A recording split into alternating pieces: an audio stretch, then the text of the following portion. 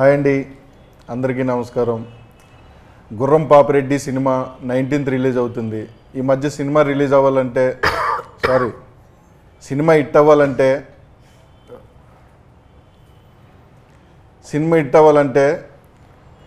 Trend అవ్వాలంటే memes రావాలి. ఆ మీమ్స్ రావాలంటే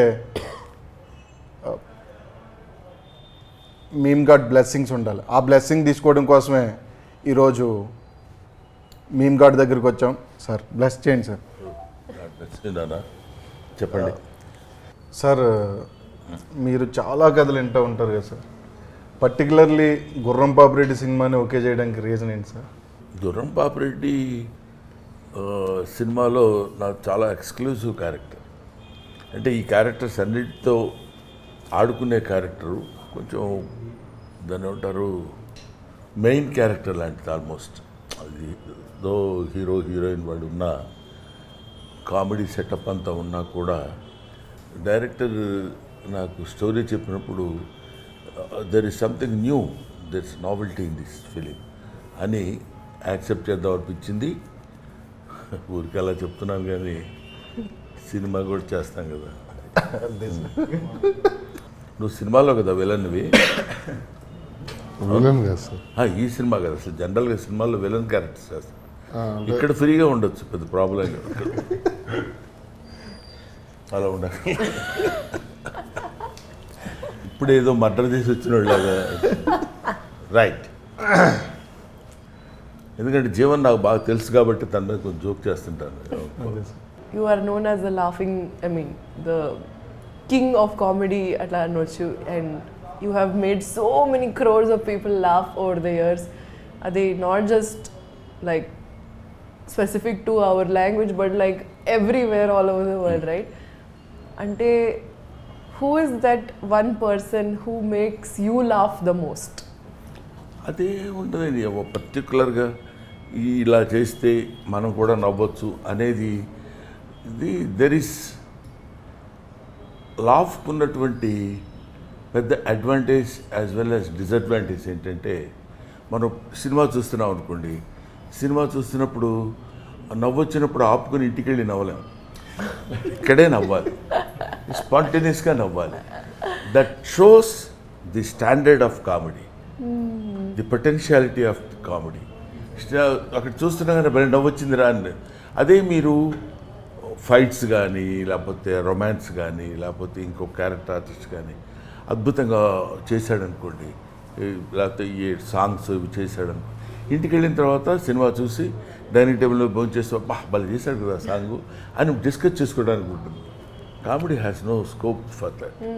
సో మనం ఇంత ఎందుకు సోది చెప్తున్నానంటే, మీరు అడిగిన ప్రశ్నకి ఒక చోట నుంచి మిమ్మల్ని నవ్వించగలిగిన, ఎప్పుడు ఎక్కడ నవ్వొచ్చినా నవ్వుతాం.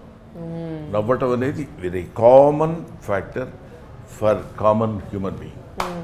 I believe in that. కానీ when was the last time that you remember అట్లా మీరు ఏడ్పు వచ్చింది మీకు నవ్వుతూ లేదు, అంత దారుణంగా ఎప్పుడు ఎప్పుడైనా పాత టైంలో అన్న ప్రమాణం పూర్తిగా లేదు. నువ్వు మళ్ళీ పాత టైంలో కూడా నన్ను గుర్తు తెచ్చుకోమని 40-50 సంవత్సరాల క్రితం కూడా నవ్వలేదా సార్ అని కాదు. కళ్ళనీళ్ళు వచ్చేంత నవ్వు ఏమో ఐ డోంట్ రిమెంబర్. ఒకళ్ళు నవ్వానేమో తెలియదు. మీకు మీమ్ గాడ్ అని కూడా ఇప్పుడు రాజ్ కుమార్ గారు చెప్పారు కాబట్టి, do you see lot of memes? Do you enjoy watching memes? నాకంటే ఎక్కువ ఆడియన్స్ ఎంజాయ్ చేస్తారు కాబట్టి అది మీమ్స్ నా ఫేస్కి సూట్ అవుతున్నాయో లేకపోతే అలవాటైందో లేకపోతే అందులో స్టఫ్ ఉందో లేదో తెలియదు, బట్ దే ఆర్ ఎంజాయింగ్.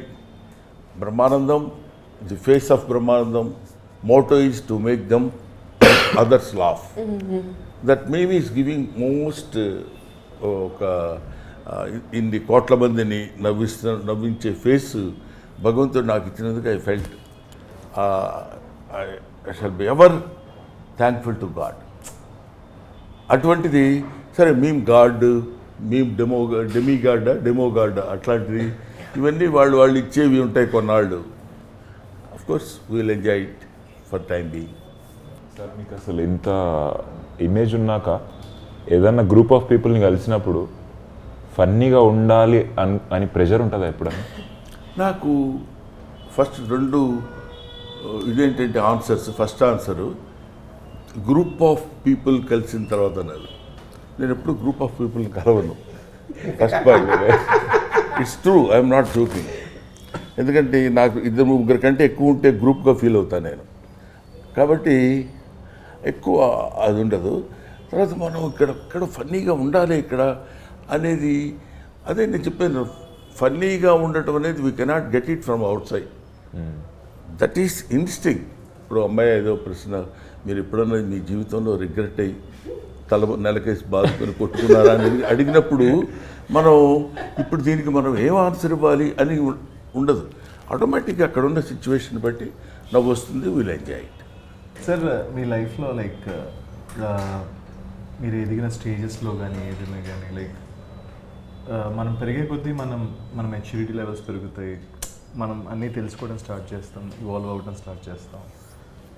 మీ లైఫ్లో ఏదన్నా ఒక బెస్ట్ ఫిలాసఫీ ఉంటుంది కదా సార్, అంటే లైక్ మాకు బాగా యూజ్ అయ్యే ఫిలాసఫీ ఫిలాసఫీ ఏం లేదమ్మా. Like life is a game, should play it. Life is a challenge, should meet it. ఎన్నో జరుగుతుంటాయి, అవన్నీ లెక్కలేసుకుంటూ కూర్చుంటే ఇటు వెయిట్ పెరుగుతుంటుంది. ఆఫ్టర్ ఆల్ మనం మ్యాక్సిమం బతికితే పుట్టిన 10 సంవత్సరాల వరకు మనకేం తెలియదు. ఇప్పుడంటే ఒక 5 సంవత్సరాలు బతుకున్నాం. ఆ తర్వాత 70 తర్వాత మనం ఏం ఆలోచించినా ఎవడో లెక్క చేయడు. మధ్యలో మన పీరియడ్ ఎంత, 50 to 60 years. దాన్ని మనం క్యాలిక్యులేట్ చేసుకుంటున్నప్పుడు మనకి ఎన్నో ఫేస్ చేస్తుంటాం. ఎన్ని ఫేస్ చేసినా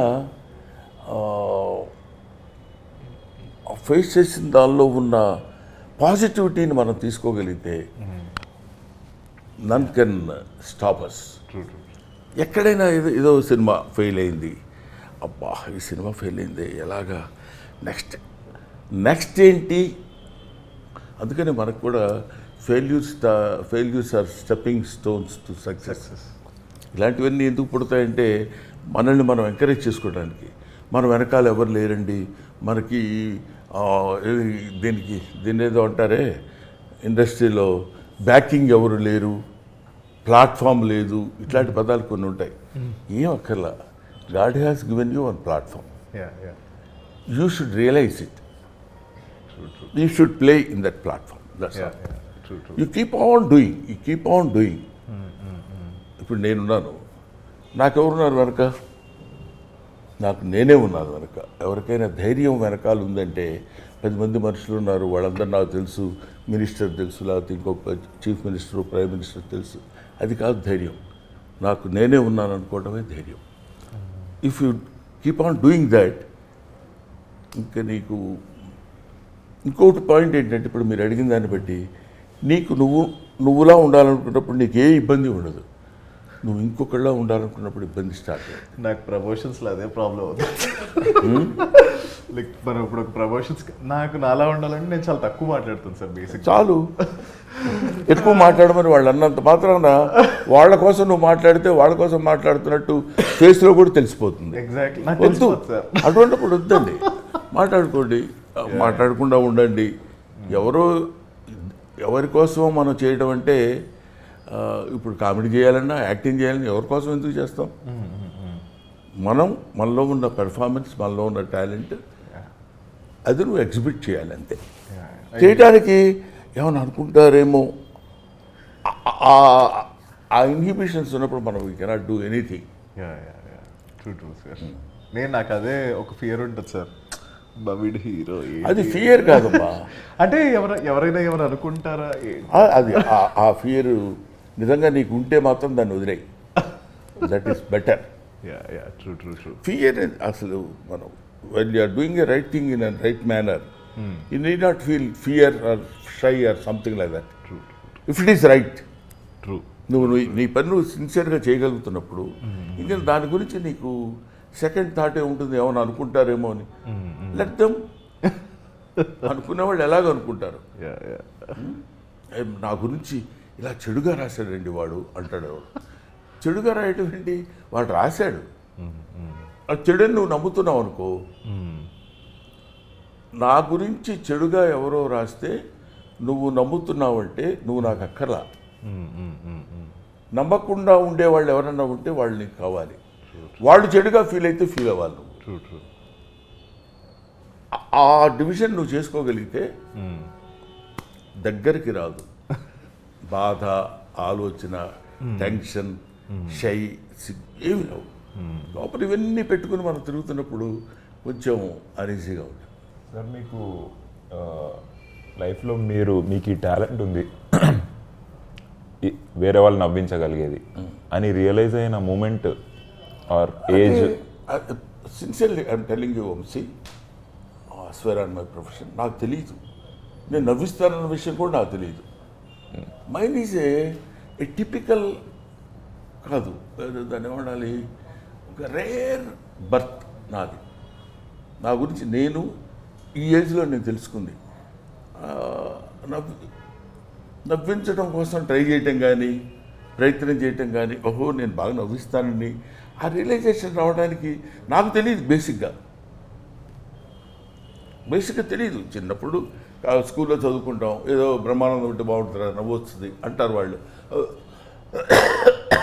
ఓహోహో అనుకొని మనం నవ్వుకోవడం, మనం మాట్లాడితే వాళ్ళు నవ్వటం.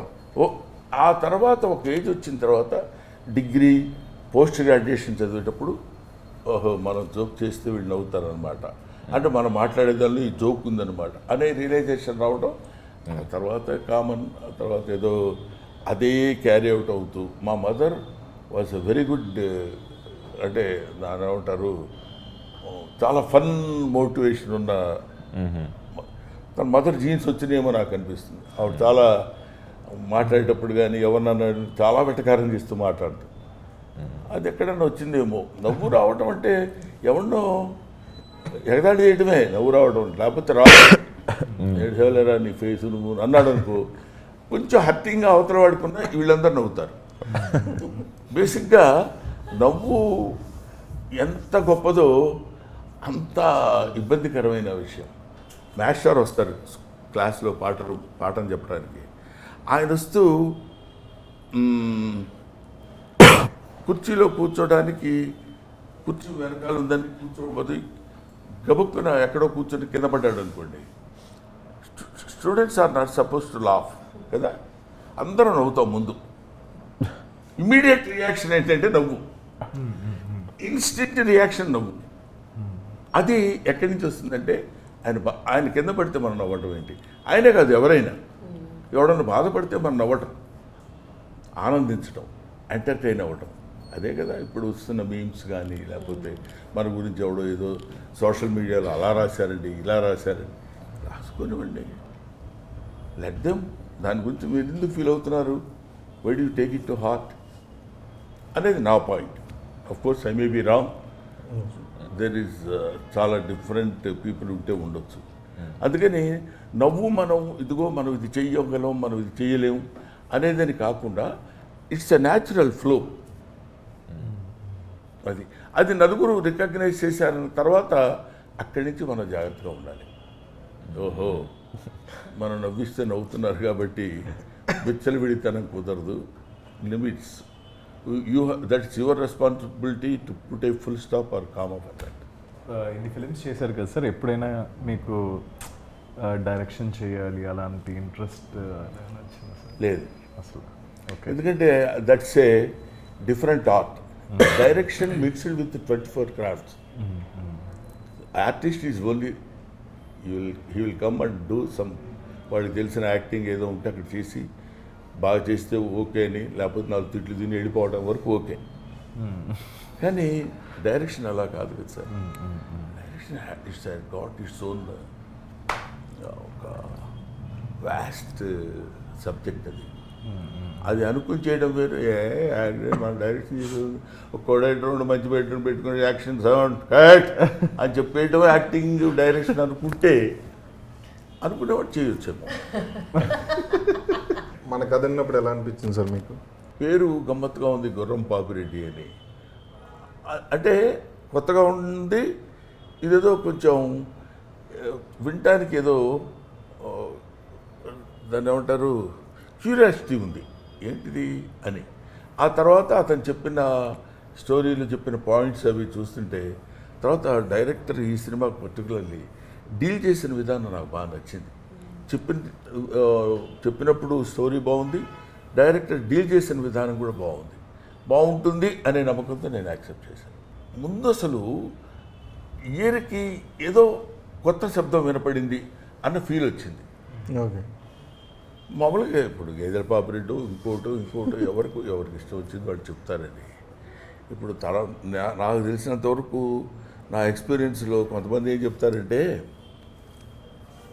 నా అనుభవంలో చెప్తున్నాను అని మొదలు పెడతాడు మొహం పెద్ద గంభీరంగా పెట్టి, వీడు అనుభవం ఎవరికి కావాలి, అది ఎదుటివాడిని ఎంటర్టైన్ చేసిందా లేదా, సింపుల్ లాజిక్. అంతే. అది మనకి ఉన్నప్పుడు ఆటోమేటిక్గా మన వాళ్ళు దాన్ని ఏమంటారు, వాడు ఎవరు ఏంటి. చాలామంది ఏమన్నారు తెలుసా, ఎవరండి అన్ని న్యూ ఫేస్లు అంటే పాత ఫేస్లు కావాలా, వాళ్ళైతే చాలా గొప్పగా చేస్తారా, న్యూ ఫేసెస్లో యాక్టింగ్ ఉండదా, ఈ పాత ఫేస్ ఎప్పుడు న్యూ ఫేస్ కాదా. అది సింపుల్ లాజిక్ అండి. అదేం పెద్ద మేధావితనం అక్కడ ఆలోచించుకోవడానికి. బ్రహ్మానందం గ్రేట్ కమెడియన్, మేమ్ గాడ్ అన్నారు. Brahmanandam was a upcoming comedian 40 years back. అంతే కదా. నువ్వు కొన్ని లక్షల మెట్లు ఎక్కాలన్నా మొదటి మెట్టు ఎక్కాలి కదా. ఆ మొదటి మెట్టు ఎక్కువ వాడిని పట్టుకుని అందులో ఏముంది అసలు, ఎంత డెప్త్ ఉందని ఇటు చూస్తాడు. అక్కడ ఏముంటుంది డెప్త్, మనం చెప్పేదాన్ని బట్టి, మనం తీసేదాన్ని బట్టి, మనం ఇచ్చే ఆలోచన బట్టి. ముందు ముఖ్యంగా ఇక్కడ కావాల్సింది ఏంటంటే తన మీద తన నమ్మకం. ఇందాక నేను చెప్పాను, ఆ నమ్మకం ఉన్నప్పుడు వెళ్ళిపోవడమే ఎంతవరకు అనేది. అది నాకు గుర్రం పాపిరెడ్డి సినిమాలో డైరెక్టర్ మురళీ మనోహర్ రెడ్డి చేసింది మాత్రం నిజంగా అప్రిషియేట్ చేసే విధంగా ఉంది. కష్టపడ్డాడు. సినిమా స్టార్టింగ్ నుంచి మా అందరికీ పడట్లేదు సార్ ఒకరికొకరు. బేసిక్గా డైరెక్టర్ కథ చెప్పినప్పుడు అయితే కథ అంతా మీరే హీరో అండి అని చెప్పారండి. ఈయనకి చెప్పినప్పుడు అదే చెప్పారంట, ఆయనకి చెప్పినప్పుడు అదే చెప్పారు, అందరికీ అదే చెప్పారు సార్. ఆయన హీరోయిన్ చెప్పి ఉంటారు, హీరోయిన్ అని ఉంటారు. సౌదామిని ఆ హీరోయిన్ సార్. అదే కథ మీ అందరూ ఎవరికి చెప్తే వాళ్ళకి హీరో అన్నారండి సార్. మీరు ట్రైలర్ టీజర్ చూసారు కదా సార్, మీకు ఎవరనిపించారు సార్? ఇప్పుడు ఇందులో మనం బేసిక్గా 2 మెట్లు ఎక్కువ ఆలోచించాలి కదా సార్. చెప్పండి. ఏంటంటే హీరో అంటే గొప్పోడని, కమెడియన్ అంటే తక్కువడని, క్యారెక్టర్ ఆర్టిస్ట్ ఒక మాదిరి అని, విలన్ అంటే 80% అని ఈ లెక్కలు వేసుకోవడం మనం పెట్టుకున్న పేర్లు తప్ప. Artist is one, artist are so many. గుర్తుపెట్టుకోండి. అది కామెడీ కావచ్చు, ఇంకోటి కావచ్చు. అతనేంటంటే మీ క్యారెక్టర్ మంచిదండి, మీరు చాలా బేసిక్గా చాలా బాగుంటుంది, మీరే మెయిన్ క్యారెక్టర్, మీరే డ్రైవ్ చేస్తారు అని తన ఉద్దేశంలో ఉన్న పాయింట్ మనకు చెప్పవచ్చు. ఇప్పుడు నువ్వు హీరో అయిపోదాం, నేను కూడా హీరో అయిపోదాం అనుకుంటే ఎట్లా? అంతే సార్. ఎలుకే ఏనుగే కదా. Simple logic. ఎలుక చూసి నాకు ఈ పర్సనాలిటీ ఇస్తే ఉండేవాడిని అనుకోవటం. అందుకని మీరే హీరో అని చెప్పినప్పుడు అని అనుకోవడానికి లేదు. హీరో అంటే that is his job, he's doing that. Heroine that is her job, she is doing that. Comedian మన జాబ్, మనకిచ్చిన వర్క్ మనం చేసిన దానిలో ఎంత పర్సంటేజ్ నువ్వు కరెక్ట్గా how much attention you are paying towards your justification of your character అనే దానిలో మనం నిలబడి విన్నారు కదా, నేనే హీరో. అంతే సార్. ఓహో, అదే చెప్పడానికి ఎందాడి నుంచి మరి చెప్తే ఇంతసేపు అనేవాడిని కాదు కదా, నువ్వే హీరో, వీళ్ళందరూ అట్లా ఫీల్ అవుతున్నారు కానీ అని. ఇప్పుడు మాకు 5 రోజులు ఉన్నాయి సార్ రిలీజ్కి. మనకి ఈ 5 రోజుల్లో ఇప్పుడు ఎలా అయిపోయిందంటే ఇంకా మార్కెట్ చేస్తూనే ఉండాలి ఏదో ఒక ఐడియాస్. ఇక్కడ బేసిక్గా ఏదో ఐడియాస్, ఏదో మార్కెట్ చేయాలి. ఈ కాంపిటీషన్ ఎక్కువైపోయింది వంశీ, తప్పట్లేదు. ఈ కాంపిటేటివ్ వరల్డ్లో ఒకడిని మించి ఒకడు చేయాలి. ఏదో చేసి ఏదో సంతృప్తి పరిస్తే మనం పెట్టి బేసిక్గా ఏంటి, భార్యామూలమిదం గృహం కృషి మూలమిదం ఫలం, వేదం మూలమిదం జ్ఞానం, ధనం మూలమిదం జగత్. ఒక్కడికి అర్థం కాలేదు, అర్థం అవ్వాల్సిన పని లేదు. కాకపోతే ఇక్కడ చివరికి చెప్పింది ఏంటంటే డబ్బు. By hook or crook we should earn money. వాడు ఇట్లాంటి మీటింగ్స్ లేకపోతే ఇలాంటివి పెట్టి దీని ద్వారా బ్రహ్మానందం ఏదో కొన్ని సమాధానాలు చెప్పాడు, రాదు ఏదో గుర్రం పాపిరెడ్డి దానికి ఆడేదో ఇంటర్వ్యూ ఇచ్చాడు చాలా బాగుందన్నాడు అని ఇది జనంలో కొంతమందికి వెళ్తే ఈ మీమ్ గాడు వీడి ఫేస్ చూసి కొంతమంది విని అసలు ముందు సినిమా ఎలా ఉంటుంది అనుకునే దానికంటే గుర్రం పాపిరెడ్డి అనే సినిమా ఒకటి రిలీజ్ అవుతుంది అని తెలియపరచడం కోసం, తెలిస్తే ఎక్కువ మంది చూస్తారు. సార్ మీరు ఎక్కువగా అడగటమే చూసారా అసలు? సార్ మీరు ఏంటి అసలు చచ్చిపోయిన 11వ రోజు మనం మాట్లాడుతున్న ఫీలింగ్ ఎందుకు? ఇటువంటి మనిషి అసలు ఎప్పుడు అంటే ఏం చెప్పాలి నేను? ఫన్నీగా ఉంటుంది, కామెడీగా ఉంటుంది, ఏం చెప్పాలి? సార్ మీరు పన్నీగా ఎక్కువ నవ్వుకుండే మూమెంట్స్ ఏముంటాయి సార్? ఇదిగో right. Thank you very much brothers. Thank you sir. చూసా పాప అతను ఎప్పుడు అయిపోద్దా అన్నట్టు ఇందాక నుంచి అదే మూడ్లో ఉన్నాడు తప్ప మనం ఏదో ఒకటి అడిగి ఇంక వీడి ఆపితే బాగుండు అన్న ఫీలింగ్లో ఉన్నారు. ఏం అడుగుతాం సార్, వీళ్ళు అడిగిన రా టాక్స్లో ఆల్రెడీ మీరు ఆన్సర్లు ఇచ్చేసారు. మనం ఏం అడుగుతాం కొత్తగా? ఆయన ఒక్కడే జీనియస్ సార్. అడగకపోవడం genius. No action is acting అని. రైట్ అమ్మా, థ్యాంక్ యూ. Thanks, sir.